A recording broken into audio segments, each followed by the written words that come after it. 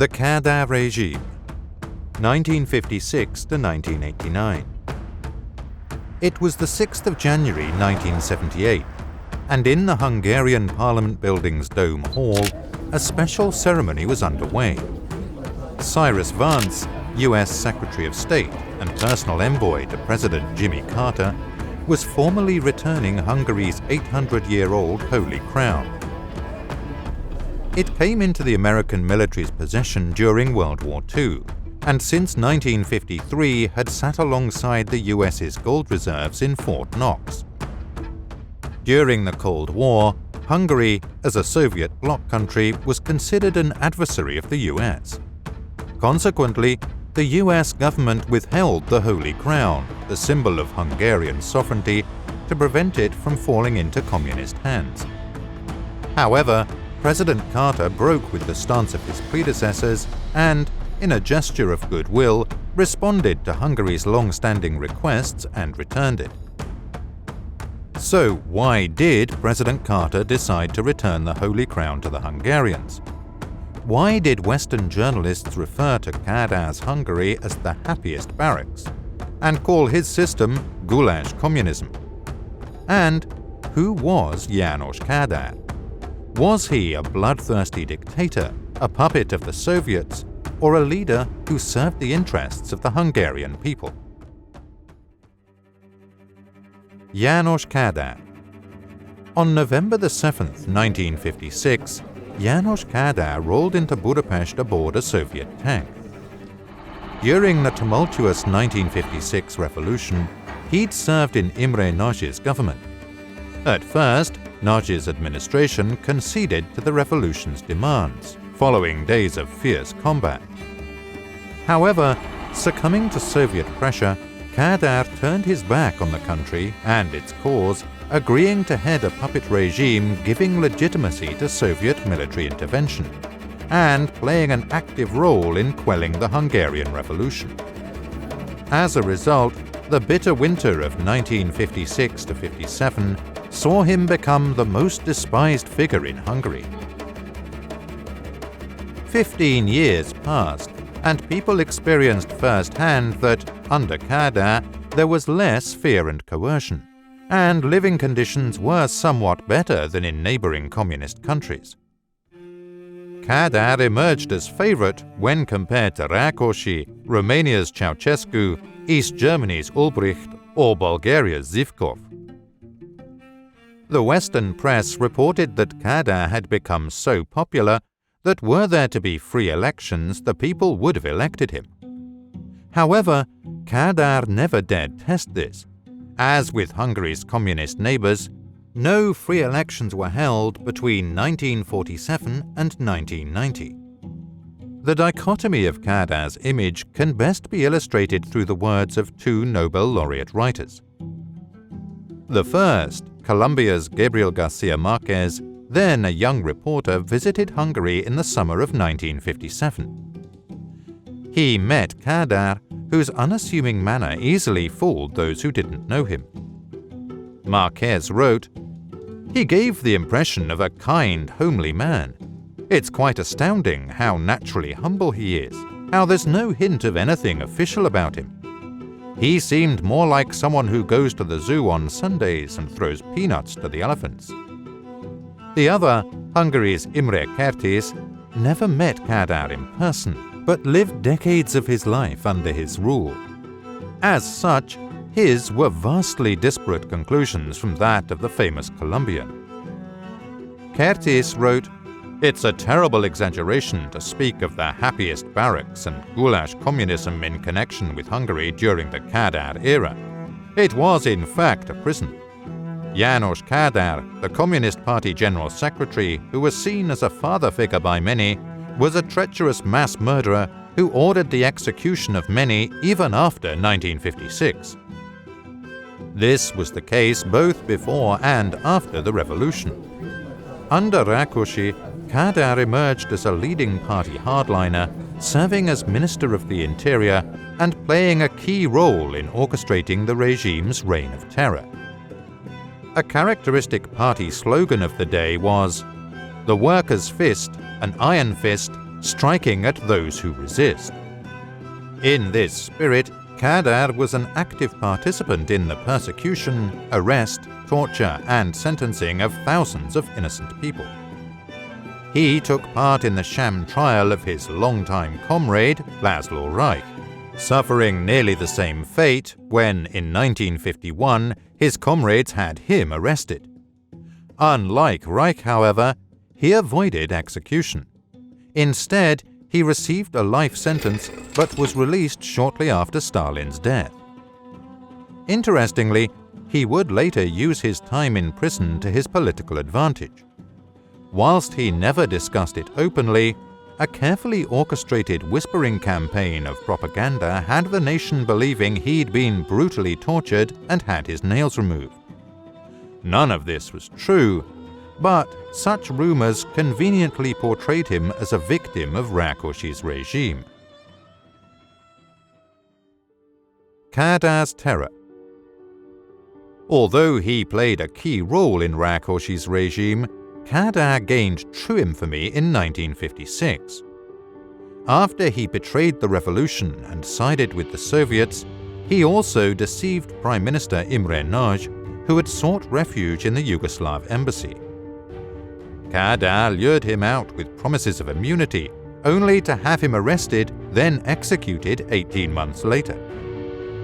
After the defeat of the revolution in December 1956, many Hungarians still resisted, with workers' councils in factories and plants declaring a general strike. Since Kádár's Communist Party wielded power in the name of the working class, the workers' protests posed a direct threat to its legitimacy. Kádár attempted to negotiate with them, but the workers' councils remained steadfast in their support of the revolution and their demands for the withdrawal of Soviet troops. György Marosán, a minister in Kádár's government, abruptly ended the negotiations by declaring, "From now on, we'll just shoot." This was one of the few promises the communists did manage to fulfill. Leaders of the workers' councils were invited to parliamentary negotiations, but were promptly arrested and sentenced. Government authorities provoked nationwide protests, during which they fired live ammunition at unarmed demonstrators. The bloodiest single shooting incident occurred in Salgótarján, where 131 people lost their lives. Following 1956, Kádár's reign of terror was driven by his desire for revenge and intimidation. Tens of thousands were imprisoned, and by 1961, more than 230 persons were executed for their activities during the revolution. These state-sanctioned atrocities achieved their desired results. Most noteworthy participants of the revolution had been imprisoned, executed, or had fled the country. The millions who remained in Hungary no longer believed that change was possible. The failure of the revolution had convinced them that a century of Soviet domination would follow, reminiscent of Hungary's 150 years under Turkish rule. There was a growing sense that they'd have to live out their lifetimes under a dictatorship, resigned to finding their happiness within it. On May 1st, 1957, Kádár celebrated his victory with hundreds of thousands in attendance. Left with no other choice, Hungarians came to terms with the unchangeable, welcoming Kádár with the hope that, at least, he'd be better than Rákosi. Soft dictatorship. By the mid-1960s, state-enforced open terror had ended. No longer threatened by any serious challenge to his regime, Kádár broke with communist traditions that enforced control over every aspect of people's lives. Under Rákosi, citizens had to openly declare alliance with the goals of the communists, praise the Soviet Union, Stalin, Rákosi, and the party. The motto had been, "Those who are not with us are against us." Kádár, on the other hand, conveyed the opposite message. Those who are not against us are with us. Rákosi's regime demanded everyone engage in politics. Kádár, aware of the dangers of this approach, discouraged it. He didn't insist on open allegiance to the system, and no one was obliged to praise him or the communists. Public criticism, however, remained forbidden. The rules were different when it came to pursuing a successful career. Prominent economic, cultural, and political positions required being a member of the Communist Party or professing loyalty to it. During the 1960s and 70s, some political prisoners were still taken, mainly workers who distributed leaflets or priests who'd organized gatherings. The head of the Hungarian Catholic Church, Cardinal Mindszenty, spent 15 years exiled inside the US Embassy in Budapest. Leaving the building would have resulted in immediate imprisonment. Intellectuals, however, merely faced losing their jobs. Cultural policy revolved around three categories of acceptable, unacceptable, and tolerated persons. The latter included non-communist intellectuals, artists, and writers who had been banned under Rákosi, but could now publish their works, providing they weren't anti-communist in nature. Some writers remained banned, however, among them Béla Hamvas, possibly Hungary's greatest philosopher. There were three things one couldn't openly question. 1. The presence of the Soviet army in Hungary. 2. The one-party rule of the Hungarian Communist Party. And 3. The official view that 1956 wasn't really a revolution but a counter-revolution, where anti-democratic forces tried to overthrow the people's right to democracy. Most Hungarians accepted it as a white lie in exchange for being left in peace. Kádár's regime was a dictatorship, but undoubtedly more tolerable than Rákosi's before him. It wasn't so for humanitarian reasons, however, but because harsh measures were no longer necessary. Hungarians had been crippled into submission. Goulash communism. In exchange for people's silence, Kádár offered security and modest prosperity. Western journalists coined Goulash communism to describe Hungary's system, which, compared to other countries in the Soviet bloc, enjoyed relative prosperity. The term was fitting in many ways. The main ingredient of goulash, meat, was a rarity in many Eastern Bloc countries. Not so in Hungary. By the 1970s, food supplies, in the cities at least, reached adequate levels, although the variety and quality fell far below Western European standards. In communist countries, economies were state-controlled, with no private companies.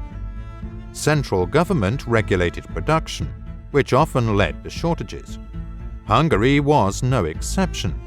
Some goods were either completely unavailable or sourced with huge difficulty, and quality was often very poor. Nonetheless, Kádár consistently emphasized the importance of maintaining and raising living standards. During the 1960s and 70s, real income saw modest yet steady growth, and housing construction programs led to the development of prefab housing estates. Though small and basic, these apartments had bathrooms and central heating, a vast improvement for hundreds of thousands of people moving from rural to urban areas.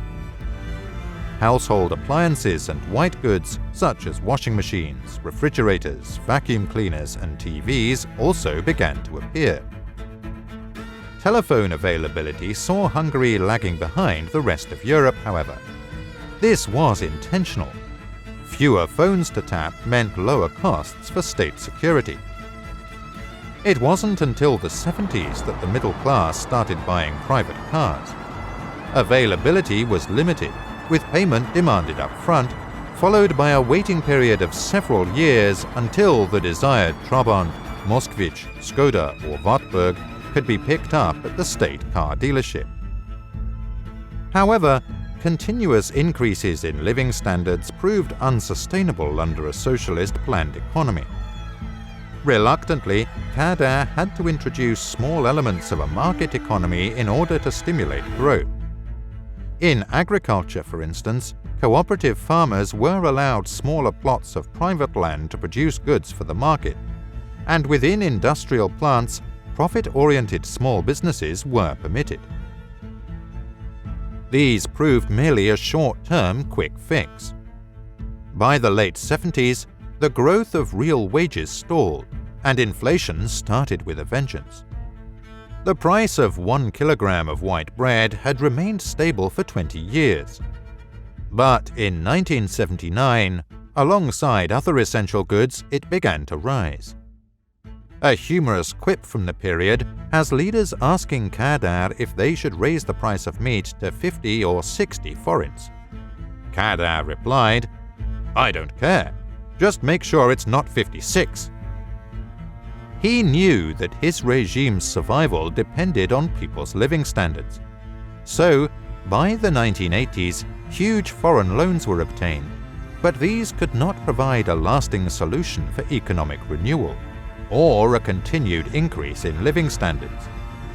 Heavily in debt, Hungary's economic problems saw the regime's standard of living policy further undermined. Hungarians across the borders. Between 1945 and 1990, the millions of Hungarians who lived beyond the borders in Romania, Czechoslovakia, Yugoslavia, and the Soviet Union endured twofold oppression. Like everyone else, they faced the tyranny of dictatorship, but in addition suffered from ethnic oppression, which was most severe under the communist regimes. Restrictions were imposed on everyday language use, while Hungarian language education and the Catholic and Reformed churches, which united Hungarians, faced retaliation leading to the persecution and imprisonment of priests. The communist dictators of neighboring countries pursued nationalist domestic policies. Romanian dictator Ceausescu aimed to create a homogeneous Romanian society, assimilating and eradicating Hungarians and Germans, a goal that was largely achieved in the case of the Germans. Alongside everyday discrimination, terror, and systematic distortion of the region's history, the regime favored a policy of resettlement. Tens of thousands of Romanians were resettled from other parts of the country into Hungarian cities, thereby altering the ethnic and cultural character of these settlements. Kádár could not be accused of nationalism. He did absolutely nothing for Hungarians living beyond the borders.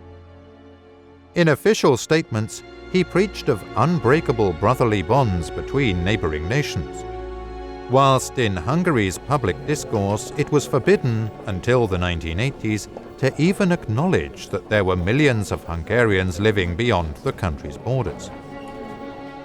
When, in 1978, Secretary of State Cyrus Vance officially returned the Holy Crown, Hungarian diplomats specifically requested that his speech about US-Hungarian relations not mention General Barntholz, for fear of offending the sensitivity of the Romanian government. The happiest barracks, the Kádár regime on balance. In addition to Goulash communism, Western journalists coined the term the happiest barracks, suggesting that Hungary was the most bearable of the communist dictatorships. Many people still nostalgically remember the Kádár era as a time of security, prosperity, and greater freedom compared to the past. However, life in the Hungarian barracks was far from rosy. The Kádár regime was essentially the same as Rákóczi's before him and other neighboring countries in the Eastern Bloc. The Soviet military ensured the rule of Kádár and the Communist Party, which exercised complete control over the state, including the judiciary and armed forces. The economy was characterized by state-owned companies and central planning, whilst the media, press, and television were partisan and completely state-controlled. Independence from the Soviet bloc was never a possibility. Soviet advisors embedded in the Ministry of the Interior had to be consulted on state security matters all the way until 1990.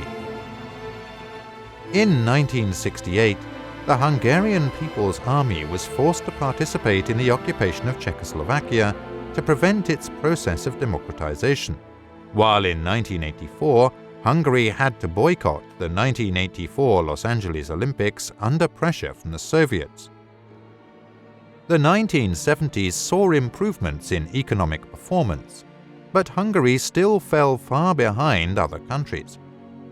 In terms of per capita GDP, Southern European countries such as Spain, Portugal, and Greece, which had formerly trailed behind, now outpaced Hungary.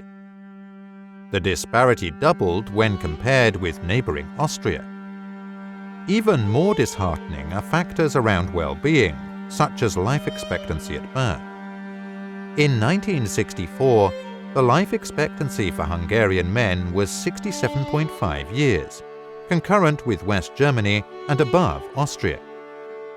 By 1990, as Kádár's era ended, life expectancy for both German and Austrian men had risen to over 72, whilst Hungarians had dropped to 65.1 years, an unprecedented low in Europe. Mental health issues were also tied to this, as evidenced by Hungary having one of the highest and most dynamically increasing suicide rates in Europe. In 1978, when President Carter returned the Holy Crown, the Kádár regime was still at its peak. There was a détente between the US and the Soviet Union, as reflected by the Americans returning the coronation jewels, on two conditions. The first was for the coronation jewels to be made accessible to be viewed publicly. And the second condition? The handover ceremony was attended by members of the Hungarian government, as well as the presidents of the Hungarian Academy of Sciences, the State Trade Union, and the Women's Association, alongside religious and military leaders. However, one man was notably missing: János Kádár, leader of the Communist Party and Hungary. His absence was the Americans' second condition.